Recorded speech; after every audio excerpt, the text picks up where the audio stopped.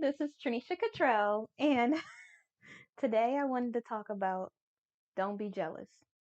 I know it's like a weird title, and some people clicked off because they're like, what am I going to be jealous for? Exactly.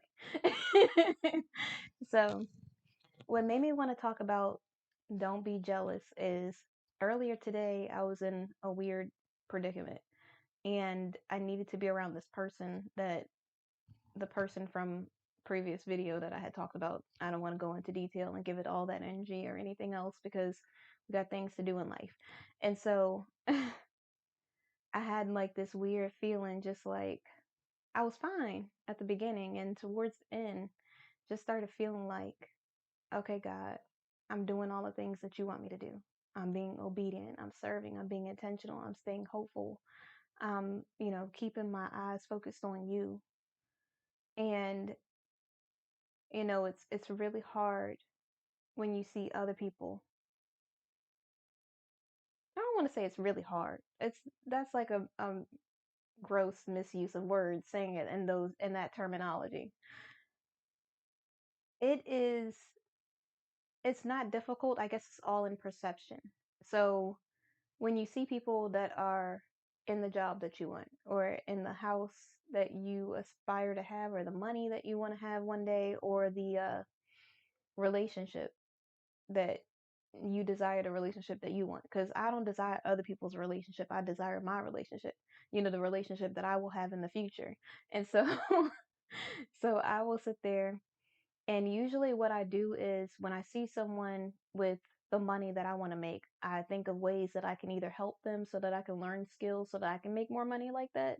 Because I know that if they're making that type of money, then that means that that type of money is available for the making. And if I see someone else in a house that I aspire to have one day, which I love this house, but if God was to bless me with more, I would accept more as well. I'm content where I am, but I also, don't mind saying, hey, God, if this is where you want me to be, because maybe I'll host something for women, or I don't know. But if that's what God would have for me, I'm not going to skimp on my blessings because I'm trying to be so broke minded, you know? And so when I see things like that, I'm like, oh yeah, if God's passing out mansions, I'm gonna be in a mansion next. Usually that's how I think of it in all of those situations. And sometimes, the adversary will come in when it's like someone not someone in a relationship, but let's say the person's in a relationship with somebody else, and you're like, oh, why did he do those things for that person and not me? Why did she decide that all of a sudden she's ready to be in a relationship with this person, but she wasn't ready to be in a relationship with all of these other people, or whatever else. And the adversary will try to put in your mind, you're not good enough. The reason why is because you're not good enough. God told you he was going to give you this, and he hasn't given you this. God said that you were going to have this, and you're going backwards. God said that you would have this in your life, and you don't have this in your life. God said that you would have that, and you don't have. Like, he goes and he puts all of this cynicism in your mind so that you could feel like you're at lack of something, so that you could feel like you're missing something. Just like he did with Eve in the garden. When Adam and Eve were in the garden, and he said, no, you won't surely die. You will be like him if you eat this fruit. And I say fruit because it says fruit. It does not say the type of fruit that it is, even though we like to believe that it does. And so I had to make sure it's like a business thing. So I wanted to make sure I was like on it, you know? And so eh, he said that to her because he wanted Eve to feel inadequate. She had literally everything that she needed. She had the life that she wanted. She had the husband. She had, a plethora of things, like endless amounts of things. She could ask for anything. The only thing that she couldn't have was fruit off of this one tree. That's the only thing. And the only thing that she didn't have was the one thing that the Satan tried to use against her to make her feel inadequate. That's the one thing that he tried to use to make her feel like she was at lack of something, to make her feel like she didn't have everything that God promised her, to make her feel like she couldn't be good enough, like she wasn't worthy, like even though she was the only woman created and there's no other woman for her to be jealous of or feel insecure of, he still gave her an insecurity. He still made her feel insecure in God instead of being secure in God's promises, you know, and I know a lot of us like to judge Eve and say, well, if it was me, I mean, she's the reason why we have to go through this painful thing every month or whatever else. And some men just logged off right there. But a lot of women will say that in the church, and it's like, but we do the same thing to God every time you turn around. When we don't get the job that we thought that we were going to get, but God said that job wasn't for us, but we wanted it anyways. We have everything else that we need. He's provided shelter for us. He's provided transportation for us. We have clothes on our back. We are breathing every day. We have family and friends. And for those of us that don't have family, we have friends that God has allowed to be a part of our lives. But the one thing you don't have is a job that you weren't supposed to have anyways. And you are worried about that. You you might not be in a relationship right now. Maybe you're single, men, women, whoever. And you're like, I got a great job. I have great support system, family and friends. I've got, my dream car. I've got this car that takes me from point A to point B. I live in a great neighborhood. I'm in a great area. I all of the things that you have in your life, but yet Satan's trying to tell you that you don't have a spouse. That's the only thing that you don't have right now. And it's not even that God's not going to give it to you. It's just that he's giving it to you at the point of time. So while you're waiting, he's trying to make you feel a lack of something. Like that is the only thing that's going to make you complete. Like having this one more thing is going to all of a sudden make you content in your life. And I need to say this because I feel like some people forget. But if you need to wait on a relationship to make you happy, you don't need to be in a relationship. And sometimes I feel super content being single and I'm just like, I just want to be single for the rest of my life. And other times I feel like it would be nice to be with somebody. And I just kind of go back and forth with this in my head all the time. And it's so weird because it's not like I have a real reason why I want it. Besides benefiting the kingdom, I don't have any other like reason why I want to be with somebody. It's not a real reason. It's like oh, this one thing would be nice. Oh, it'd be cool to do this one thing or something like that. It's always like an event or something in my mind is what I'm thinking. It's never like, oh yeah, I want to be there for the person because I want to really like I of course love caring about people and being there for people. That's like my thing. But it's not like it's specific to a spouse. It's just like that's who I am. And so that's not even like a I could help my friends. So it's not like I need a spouse to do that. When I think of like being treated well? Am I respecting and loving myself and respecting my body? Am I doing me dates? Am I doing the things that I love anyways? So when this other person comes in, only difference is instead of me doing it alone, all in one, I'll be doing it all together with another person. And so I'm like, okay, you know, so I really don't have a real good reason to want to be with anybody. But I also know that I can't just be so selfish and not benefiting the kingdom if God is saying this is what I'm supposed to be doing. And I'm not saying that like I'm on a high horse for all of the other women who hate being alone or hate being all in one alone, who hate being feeling lonely. I'm not saying it like I'm trying to like push it in your face or be like, haha, I like being by myself. Listen, sometimes I get lonely as well. Sometimes I do think it would be nice to be with somebody else. But I don't just want to be with anybody else. I don't want to just have a person there, just a standing person, just to be there. You know, sometimes it's tempting. And then I have to remind myself, is that what you really want? And so I really have to think of what it is that I want to do in my life. I have to think of is this going to really benefit me or not? And and I don't mean benefit me like for selfish reasons. I mean like, well, what am I going to do in a relationship? Because relationships take work. Do I have that kind of extra energy to give somebody else for real? Am I willing to be selfless in certain areas and not just think about me, me, me, like this is what I want? Will I really be able to give that kind of attention that somebody needs to them? Like, would I really be willing to do that? Or does it just look good in a photo? Is it just to say in a relationship? Like, what is the real reason why you want to be with somebody? And you really have to think about what that reason is, you know? And It's funny because sometimes I'll be in my feelings and God will like set me straight real quick. Like I'll have a moment of loneliness or something and God will be like, "All right, why do you want to be in a relationship?" And I'm like, "Because," and most of the time I don't have an answer. And God's like, "Okay, so why do you want to be in a relationship?" And I'm like, "You know, God, I really don't have a good reason at all. Like at all. I have no good reason at all. I don't know. It just, and I'm not saying a relationship, a good relationship couldn't benefit me and we couldn't benefit each other. I'm just saying when I think about it and I think about how I feel or I used to feel in the past in relationships, I'm like, I don't know if I could be that strong or that focused with somebody or if they would just distract me, you know? And it's so weird to say that out loud because some people are like, really? Like, you don't know how to differentiate? It's not that I can't decipher between the two or something else. It's just the fact that for me, when I was in a relationship, I was unhealthy. I was not healed. I was going through a lot. I hadn't dealt with a lot of childhood trauma. I had a lot of insecurities, a lot of jealousy, a bunch of different things, and I felt really inadequate. And should I say really or just say inadequate? Because I always put a lot of emphasis on everything. And people are like, "You felt really?" And I'm like, "I felt that not really."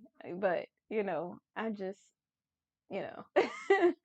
And so when I was in those relationships before I found God, I was thinking the relationship was going to complete me. I was thinking the relationship was going to fill me up. I thought that would be the thing that made me happy, but that's unrealistic because you put a God size expectation on a human being, and that's unrealistic. No person could ever give you joy. No person could ever make you happy. You have to be happy already by yourself. And I feel happy alone. And every time I think about being with somebody, I get scared. It's scary to me to think about having a part of my heart in their hands so they could crush it. It's hard for me to imagine being vulnerable with anybody. It's hard for me to imagine some person actually respecting, honoring me and treating me the right way. It's hard to even imagine. Like I don't even have an example of what that looks like for me. Like I could see other people look happy. I could see other people in photos together. I could see other people in stores or when I go different places and they are in a relationship or whatever else and they put on a good front or maybe they actually are happy. I don't know their life, you know, but when I think about imagining that for me, I can't see it. I can't even I can't even think of it happening. And I know that sounds weird for me to be, Christian and have this religious stance and, to be so focused on God and have hope for everybody else. It's just really hard for me to even picture somebody doing that. It's even hard for me to picture somebody really being about that God life. It's really hard for me to even picture somebody accepting me for who I am. You know, like I feel like every person would try to change me into somebody else. Every person would want me to be like this instead of that.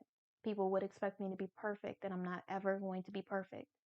People would want me to present a certain way or bend the rules here or there, and it's just like I'm not that type of person who just I'm all in or all out. I'm not a dip my foot in kind of person. If I'm doing the wrong thing, I'm doing all bad.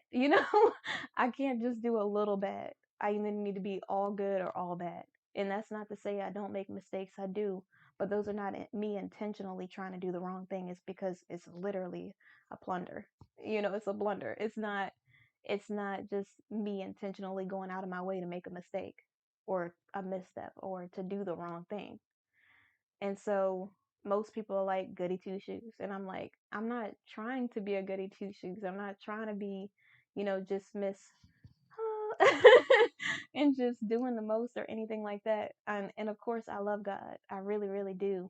And I don't insert God into every conversation. I just drop him in there whenever we're talking religion or something like that. And it's not that I'm I'm ashamed of talking about God. I talk about God whenever I need to.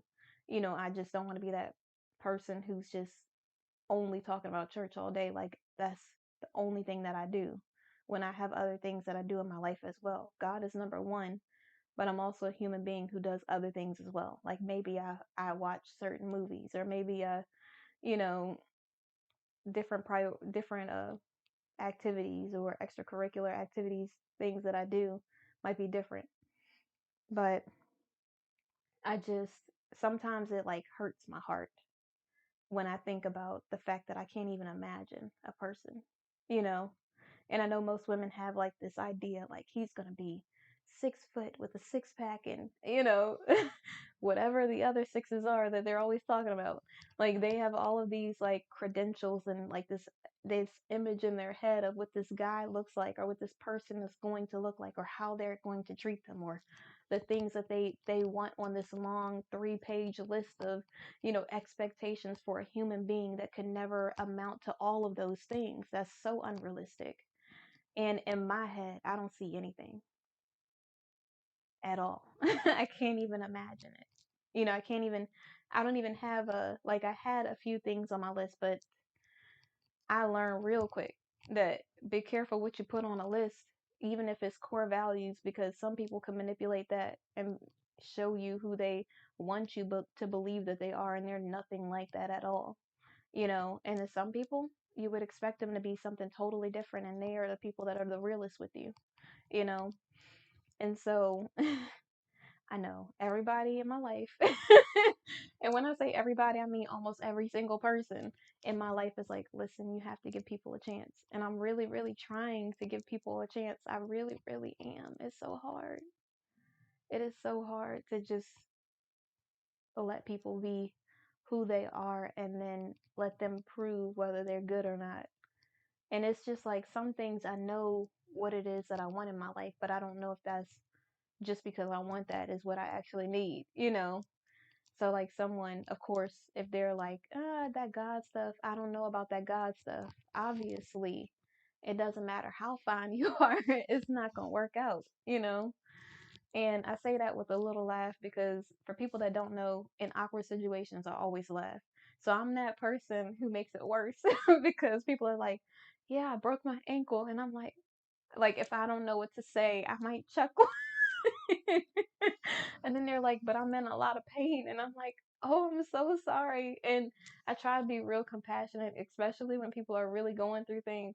But sometimes, like in a real awkward situation, I will like start to giggle a little, or I'll like start to smile. And I'm like, get it together. This is not funny. And then the other person starts laughing because I've been told I have an infectious laugh. So it's like if I'm laughing, then they're laughing. And it's not even a funny thing, but because I'm laughing, everybody else is starting to laugh. And so it's so funny.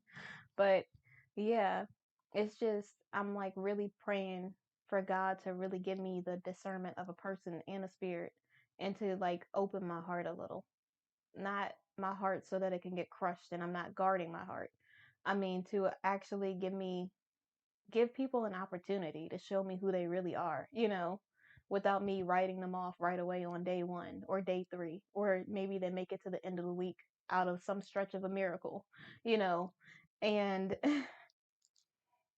I know some people are like, a week is not long enough to know if somebody is, but listen, I know I want to be treated the way that God intended for me to be treated as a child of God.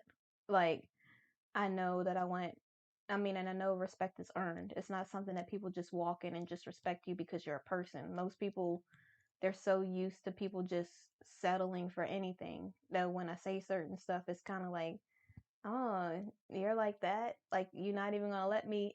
No, I didn't we just meet each other? Why would you think that was about to happen right now? Like, that doesn't even make any sense.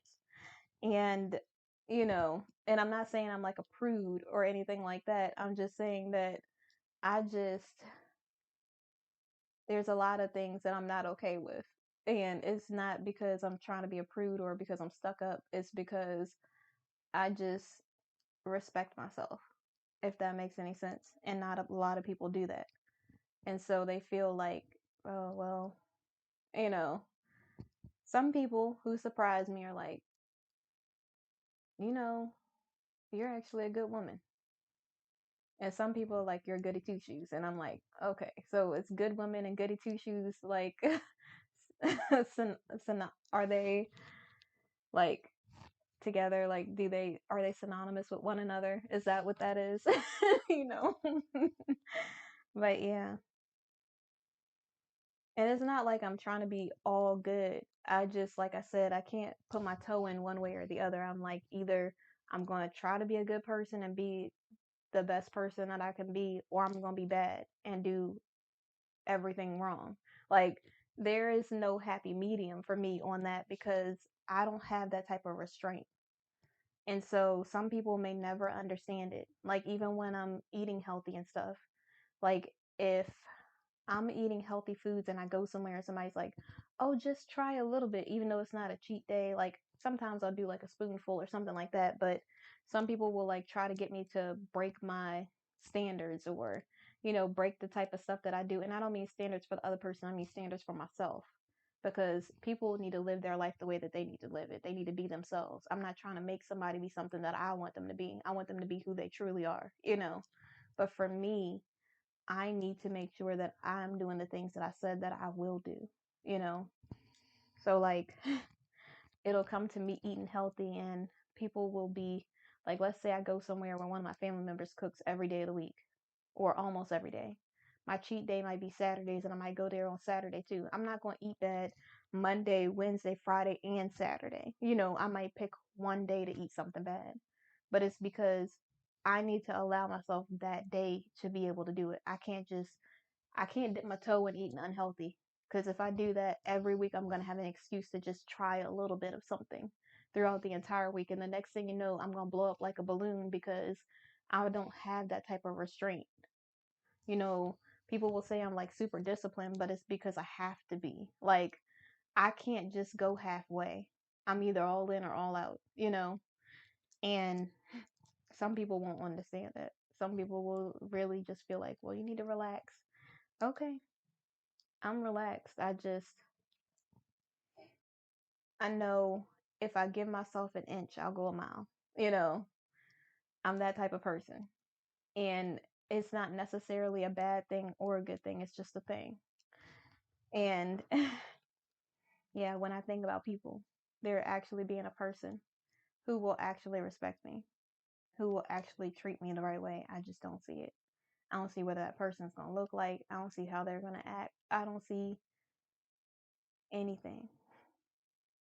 And I don't know if that's good or bad. I guess it could be good because then the person could be red, black, or white, you know, red, black, white, gray, pink, purple, whatever, whatever color they are. And it's not that I have this idea in my head of what I suggest that person to be or what I would think that person's going to be.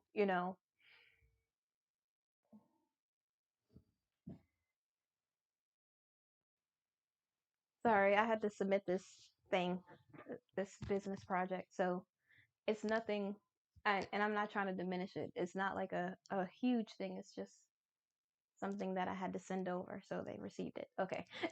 so, so yeah, I just sometimes when I'm spending time talking to God and I'm thinking about, people from the past or whatever else, and I'm like, God, it just feels like, you know, sometimes it feels like I'm missing something. And then God reminds me, you have everything that you need. And or that I lost something. And God checked me so fast this morning, like, and I was, when you're about to really say something when you start doing this, but I was like, God, it just really feels like I lost something here, like I lost something at the job or I lost something with this person or whatever else. And God is like, God, this is what God told me. This is how cold God is sometimes, but you need it like that so that you can receive the message. He said, you can't lose something that was never yours. I said, whew, like, if you could feel the heat off of that statement, if you could, like, if I could have recorded my facial expression when God said that, I was like, that is so true. What did you really lose? If something's for you, you can't lose it because it's going to be yours regardless. If God has something appointed for you, just for you, it's going to be for you. It's not going to be for you and everybody else.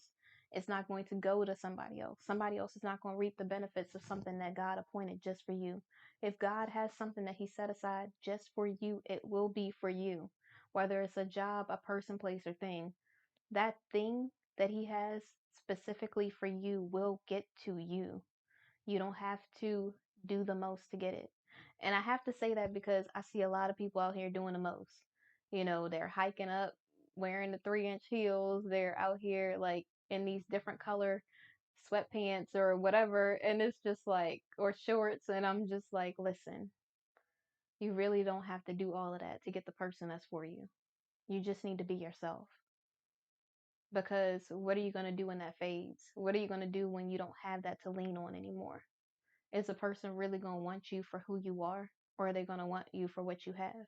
You know, and when God said that, I was like, that's so true. Nobody could take anything from me because I have everything that I need. You know, nobody could take a person, place, or thing from me because if I'm supposed to be with that person, if I'm supposed to be at that job, if I'm supposed to be in this place, I will be there. I will be with that person. So, what are you really losing? What are you really jealous of? You know, are you jealous of a person? Are you jealous of a place or a thing? Are you jealous of something that you see in your life? Do you feel insecure because somebody else didn't want you, but the person that's appointed for you will? Like, what is it that's really nagging on the inside of your mind that's making you feel like you don't have everything that you need, to make you feel like you're at lack of something? Because really ask yourself, the thing that like really truly helps me so much is when I ask myself the reason why I want to be in a relationship, or I ask myself the reason why I want this job, or I ask myself the reason why, whatever it is that I'm asking God for. When I really ask myself the reason why I want it, and I see how frivolous those things are, or how little weight it carries, or how I really don't have a good explanation for any of the things that I'm asking for. And God's like, I want to give you the things that your heart desires. I want to give you everything that your heart desires. But you need to tell me why you want it and what you're going to do with it. And until I have a good answer, I know I'm not getting any of those things. And while I'm waiting, sometimes it really feels like the waiting lasts forever. And the only reason why I want it is because I'm waiting. I know that sounds so weird, and some women you get it, but I really feel good alone. I feel good, doing things by myself. I feel good loving myself. I feel good treating myself the way that I would want to be treated, you know. And when I think about other people, I'm like, there's no way any other person could do that. I just can't see it in any other man being able to do that for me. But I don't know. Maybe there's a guy who will be able to do those things. Who knows? But in my mind, I can't even envision it. So that means I'm so far from meeting the person. It's ridiculous, because I feel like, I don't know if this is true, but I feel like I should have some sort of like idea or something. And every time I feel like I'm healed or I'm at a place where I might be ready to be with somebody, I learn that I'm not as healed as I thought I was, or something else affects me in a certain way, or I feel like I need something that I really don't need. And it's like, okay, I thought I was content. I thought I was good where I am. So why do I feel like I'm at lack of something? You know? And I'm like, until I appreciate everything that I have, I can't ever expect God to give me something. And then, Satan comes in and he's like, oh, you're going to be like this for a long time. And I'm just like, shut it. In my head, I'm like, shut it. Nobody wants to hear that crap. You know, like, you doing all of this talking. Mm, mm, mm. And I'm just like, and I really start to feel like this is how he really tries to get you. He tries to wait until you're vulnerable or you're in a weak state to try to attack you because he's not strong enough to attack you at your strongest. He wants to make you feel some sort of insecurity or like you're at lack of something, so that way he can come in and be like, plant all of these seeds in your head, all this cynicism to make you feel like God isn't who he said he is, like he's not gonna come through on his promises. And it's like, And in the moment of weakness, that's when he will try to get you to go the other way. That's when he'll try to get you to turn your back on God. That's when he'll try to get you to stop believing in the promises of God, or stop believing in the things that God has already come through with in your life.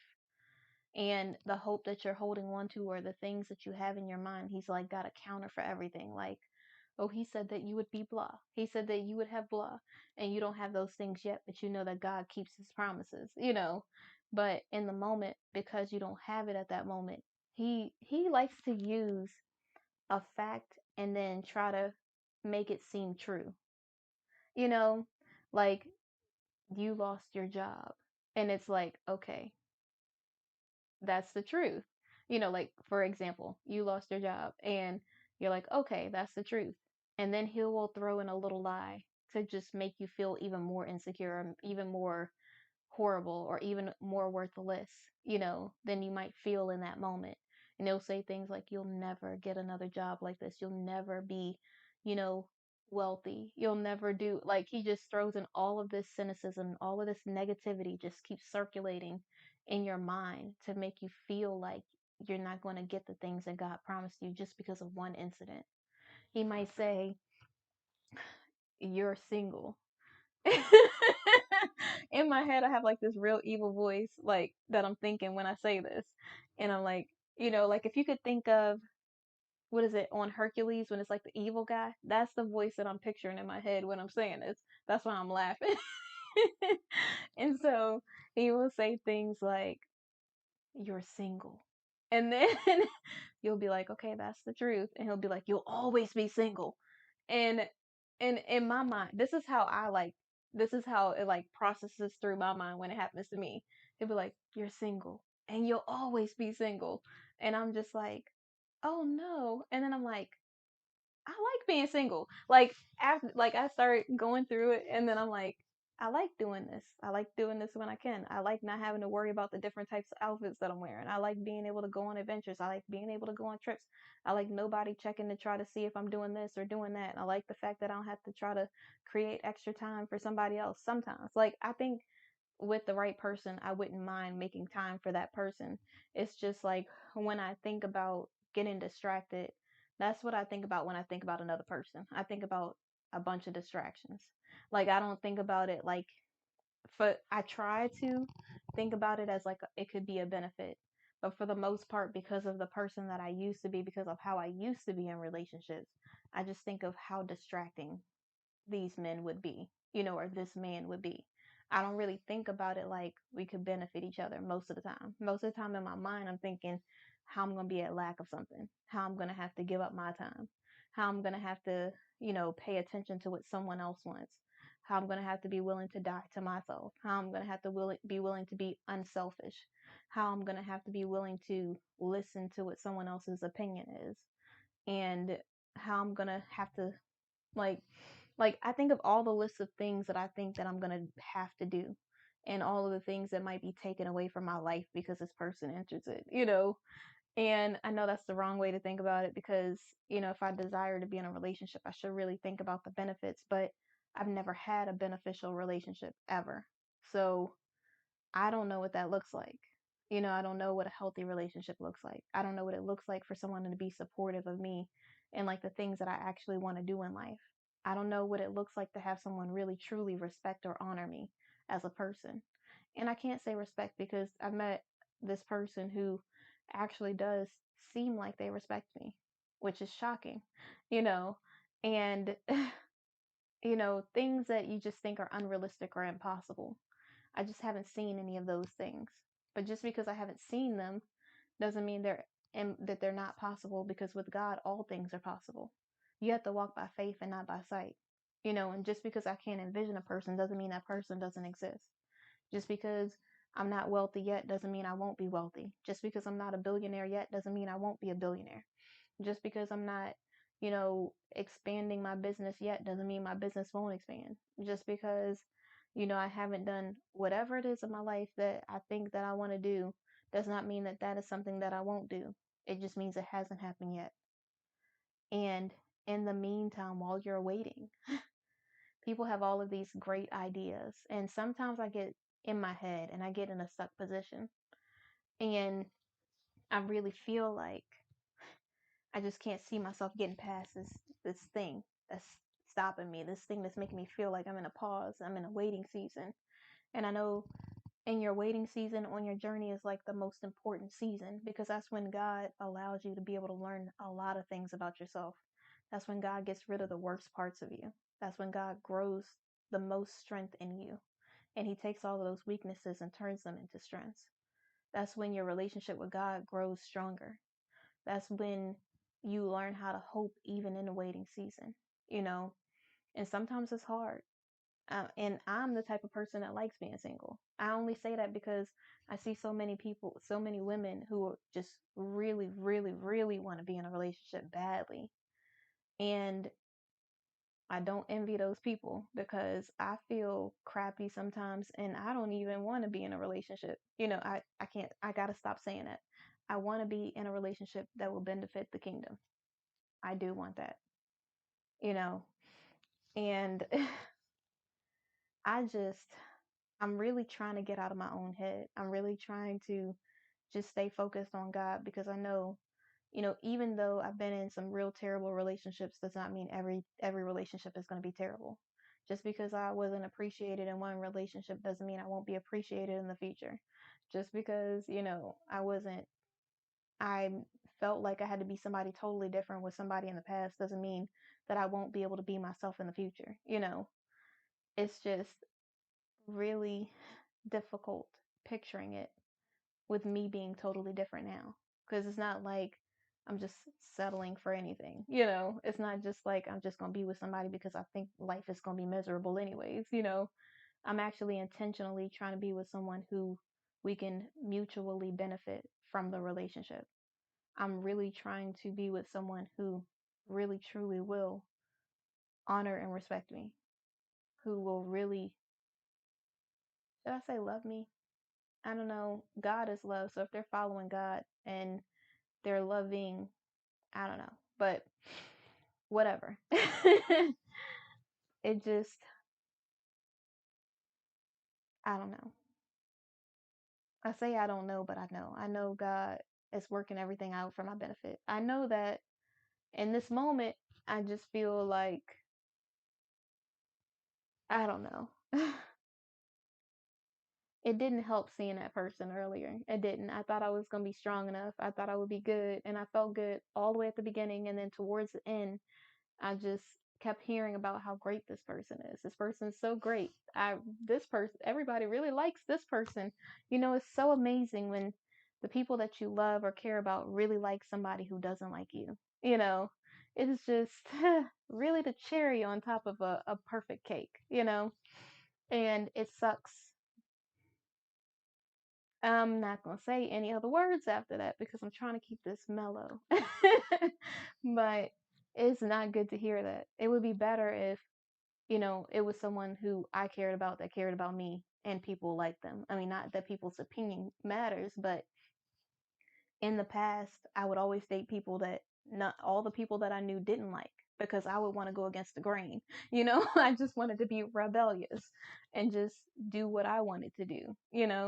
That was back when I just wanted to do things my own way. I just felt like I knew everything. And now that I actually do care about the opinions of the people that I love, it's really hard hearing them say that they really like somebody who is so disinterested in me. You know, it's like that I, you know, could be interested in, but not anymore. Like now it's just, there's no hope. It's over.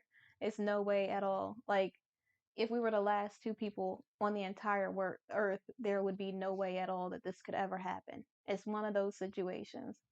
And so that's what makes it suck. You know, it's not like I'm unrealistic and I just think that there's a way or a chance. It's nothing like that. It's just, it sucks. I'm in one of those weird predicaments where it just sucks. It sucks. It sucks. It sucks. Sorry to say sucks so many times, but I don't have another word that's really super educated that could describe how sucky that is. And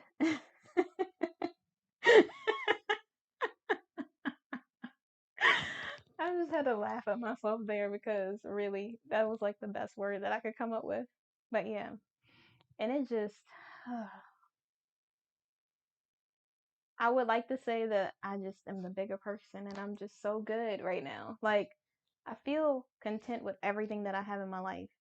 It's just that one thing that, Satan's dangling in front of my face, like, see, you can't have this one thing. And I'm like, I already know that. Stop saying it.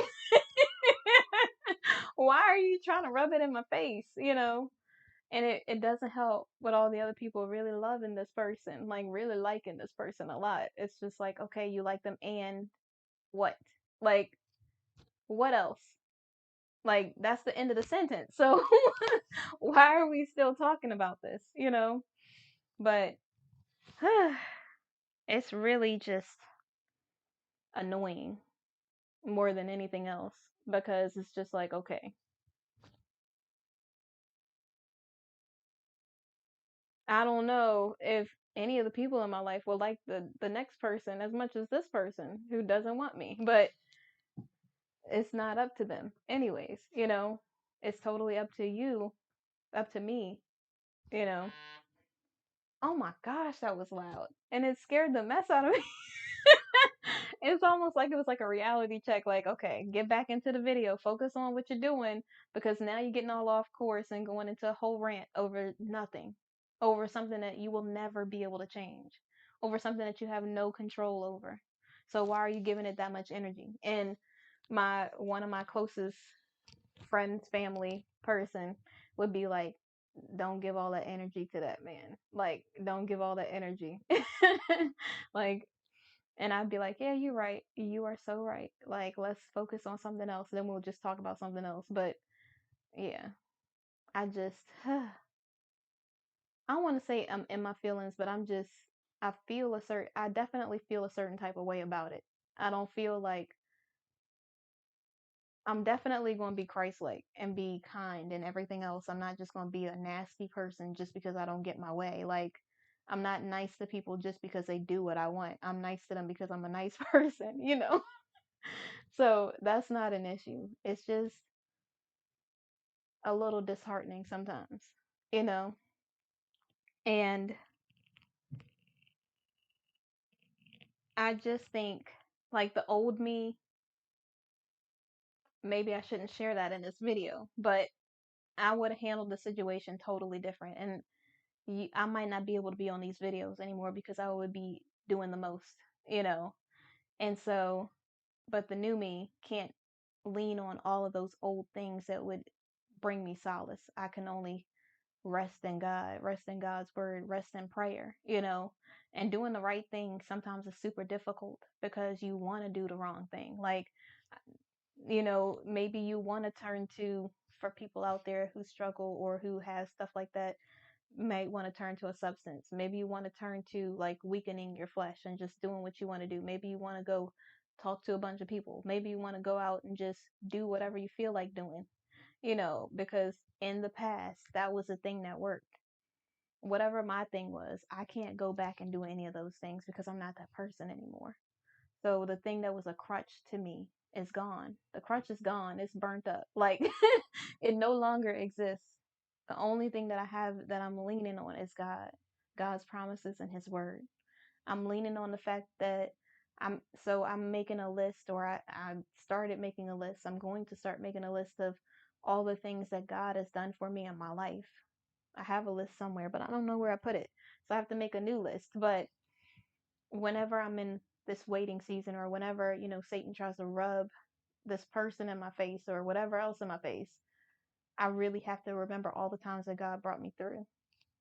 I have to remember the time that I was in high school when I really was ready to give up, and God brought me through that.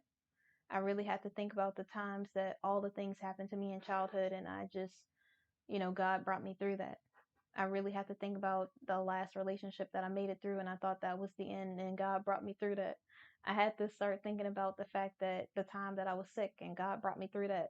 And not like sick, sick. Like, I had COVID at the beginning of last year, I think, or something like that. And I wasn't sick, I was just really tired. And then I had a lot of nasal drainage and some other stuff that was happening like through here, but it wasn't like I still had my taste. Thank you, Jesus. Like that's a whole miracle in and of itself, for real. Because you know how many people said they had to go flavorless? I can't imagine not being able to taste all them flavors. Like you don't even understand. Like you know how good my family member cooks? If I had to not be able to taste those flavors for the rest of my life or for that time period, whoo, God knew I was not graced for that. I couldn't have handled that. So he luckily allowed me to still be able to smell the the fried chicken, even though I don't like chicken, but I love the smell of it. I mean, I'll eat it, but I'm not like crazy about it like most people are. And I could smell like, this dump cake and, I could smell the pineapple upside down cake. I could smell the rolls in the oven. Like just that alone is like enough to praise God for. You know what I'm saying? And so so that's just such a blessing. I just constantly have to remind myself I have a healthy child and some people don't have that. I literally made it to this age and not a lot of people do. I have breath in my body. God's given me another day to be better. And not a lot of people got another opportunity to live another day. Not a lot of people can say they have a house that provides shelter. Not a lot of people can say they have a car that gets them from point A to point B.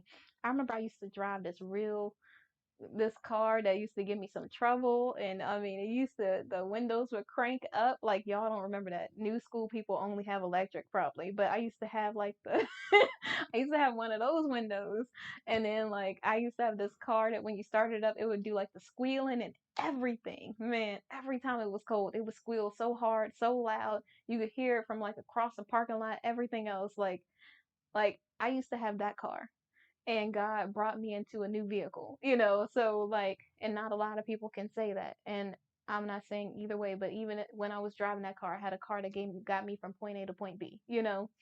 And God allowed me to just be able to breathe, to smile, to speak, to smell, to see, to hear, to taste.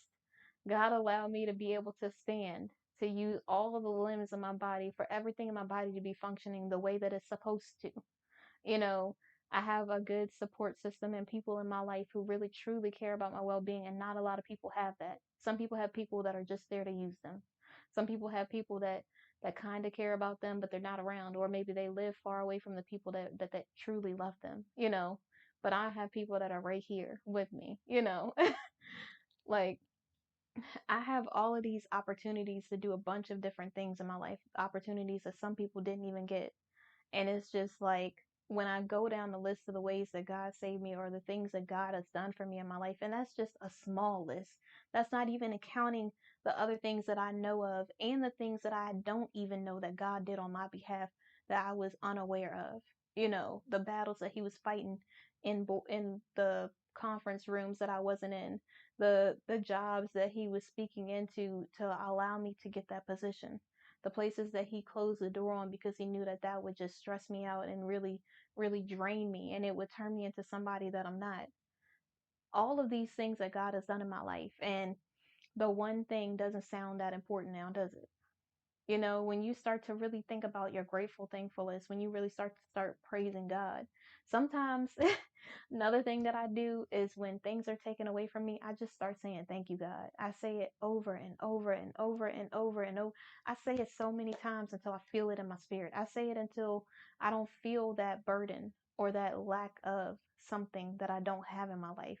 I keep saying it. I keep listening to sermons. I keep reading my Bible even when I'm like, I can't even focus on this Bible because I'm so mad at myself right now. Like, I can't even focus on this Bible because I don't have that thing right now, that person, that place, that thing.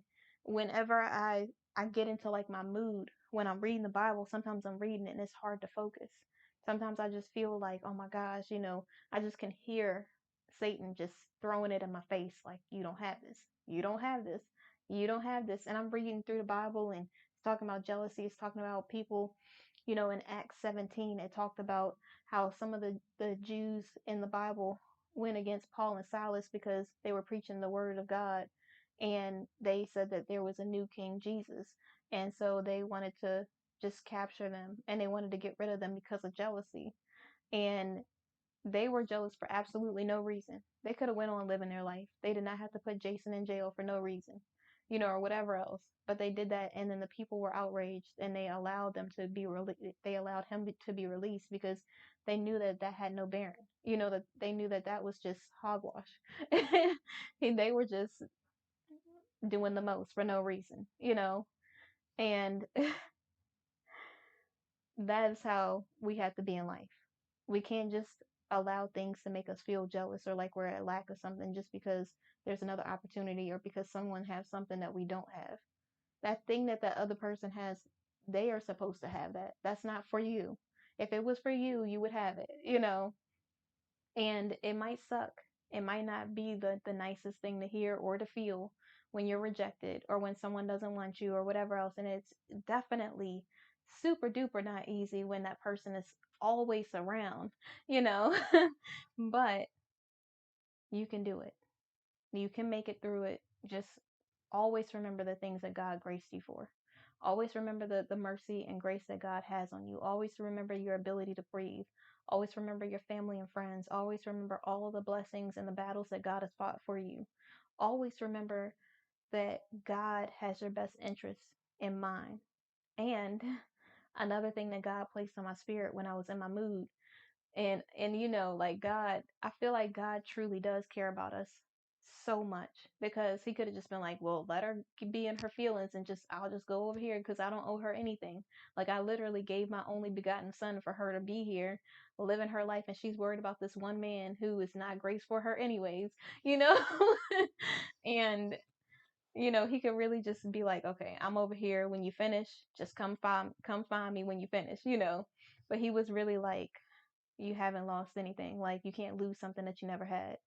Everything that's grace for you will be yours. You don't have to try to do the most to get it. You don't have to go out the way. Like, and then he he put on my heart something that like really had me like tearing up, and I shed a few tears. I'm just being real in the shower, but no one could tell. And so I was sitting there, and God was like, he took me back to that message when I did that one video called Waiting. And he said, don't you know that sometimes God saves the best for last? Like, I could feel that echo in my mind as I was sitting there praying to God and just telling him the things that were going on. And I was like, God, I'm mad right now. I'm really mad because even though I shouldn't want this thing, I did want it.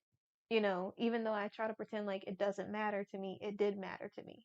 Even though, I have everything else that I need and I sound so ungrateful. Like, I know I need to be real with God because God knows what I'm going through anyways. And I feel like that's a better way for him to be able to trust me, because I'm willing to be honest. Even when I'm not telling God what he wants to hear, I'm being real about it.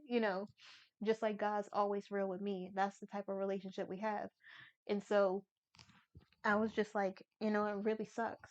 And I'm sorry to say it that way. And I don't like being this way when you are God, and you've given me so much. And I'm really not trying to sound ungrateful, but I really did want that thing.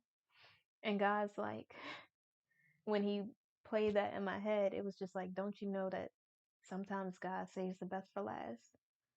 It really just made me feel like, okay, God, you never forgot about me. You didn't forget about me. Even though I can't imagine it for myself, you still have something for me. You still have, the job that I dreamed of for me, or, my business being able to help so many people in whatever way that you see fit. You still have that happening, even though it's not happening today. You still have the guy for me. It's just that I don't have him at this very moment. You still do care about me. You genuinely care about me. You didn't just say, oh, well, get over it. You really did give me a moment to vent. You gave me a moment to act a fool. To be out here like I ain't have no home training, like, for a second, and then pulled it back together. And so sometimes we really feel like, when you look around and you see other people, you're like, okay, God remembered everybody but me. But he never forgot you. You know, this is just a moment in your life. And just because this moment sucks doesn't mean that your entire life sucks. This is like 1 second out of a 24-hour day, 23 and 59 seconds, or whatever you want to call it. So Don't allow this one moment to ruin your entire day or to make you feel down about your entire life, because you have no idea what God has for you. And since Satan was working so hard against me to try to stop me, to make me doubt myself, to make me feel a certain type of way, that gives me more ammo too. It makes me feel more fueled. Like, I definitely can't give up now, because if he's fighting this hard to stop me, that means what God has for me is way bigger than anything I could ever imagine. That means that whatever I'm going to do in the world is going to be so big that Satan knows the only way to stop it is to stop me from believing in myself. You know, whatever type of kingdom relationship I have is going to be so huge that Satan feels threatened. And we haven't even met each other, or maybe we have met each other, but we're not even together. And Satan is already worried. So, whatever God has for you, when you feel the attacks coming like that, know that it's going to be huge. When you don't get what you want and you thought that was good, the thing that's grace for you is going to be so much more. Like, that's what really gives me hope. Whenever Satan does his little things that he's doing, it always makes me feel more powerful. It makes me feel like God's unstoppable. And because I have God in my life, there's nothing that can stop the purpose that he put on the inside of me. There's no man that would ever make me turn my back on God or make me believe that God isn't going to keep his word. There's no thing that I could ever want more than God's love or his mercy and grace. There's no place that I could ever want to be if God's not there, you know? So I have everything that I need. There's nothing that I want that I could want for, you know? So, in conclusion, there's absolutely no reason to be jealous of what anybody else has, because what's for you is for you. God didn't just send somebody else your man, your job, your person, place, or thing, because the things that he has specifically for you will get to you. It might not be on your timeline. And I know that sucks sometimes, waiting. Sometimes you feel like you need to wait to live, but don't wait to live. Live right now. Like, if you're waiting on a person to live, you got more work to do, because you have to be happy within yourself first. You have to know where you stand so that you can set those healthy standards and boundaries, so that when God tells you to honor and respect yourself, you can do it without giving up a piece of you just to benefit somebody else. You know, you really have to be in the headspace where you really feel like, I might not be perfect, but I'm healing. You know, you really have to be intentionally seeking God first above everything else, and know that you are content with just God before God ever sends you somebody else. He's not going to send you somebody else to replace him. He's not going to send you somebody else to idolize, because God is the number one thing in your life. So, whatever you're doing, create that list of the things that God has already done for you. Your grateful, thankful list, and your list of the things that he's brought you through, because that will that will humble you real quick. Like, you think you're about to start being ungrateful, make that list and see how ungrateful you could be after that. Because I promise you, it's going to be real difficult to be like turning your nose up or acting as if, your ish doesn't stink, because you're not getting one thing that you wanted, you know, when God has already done millions of things for you in your life, you know? And those are most of the things are the things that you know about that are on your list. They're not even the things that he does in the background while people are talking about you, or while people are trying to get you out of certain situations or whatever else. He's the one that's keeping you in places that you're supposed to be when everybody else seems like they're against you, but God is for you. If God is for you, he is more than the whole world against you. You can do all things through Christ who strengthens you. There's nothing that can stop what God placed on the inside of you. And when you think about God's promises, I looked up this thing earlier today and it said 25 of God's promises. And it was like not growing weary and well doing, and, walk by faith, not by sight. It was just a long list of, 25 things. And there was another one with 50. And one thing that I think would be helpful, especially when you're in the waiting season, is doing the win, grateful list, writing down all the ways that God brought you out of things, and making a printout of God's promises, also seeking his face and being in your word. But those promises and having those lists there, every time you feel like you're about to start being ungrateful, it will really humble you real fast. It will allow you to see how blessed you truly are. And the thing that you don't have will seem irrelevant. So stay focused on him. and He will carry you into the next season.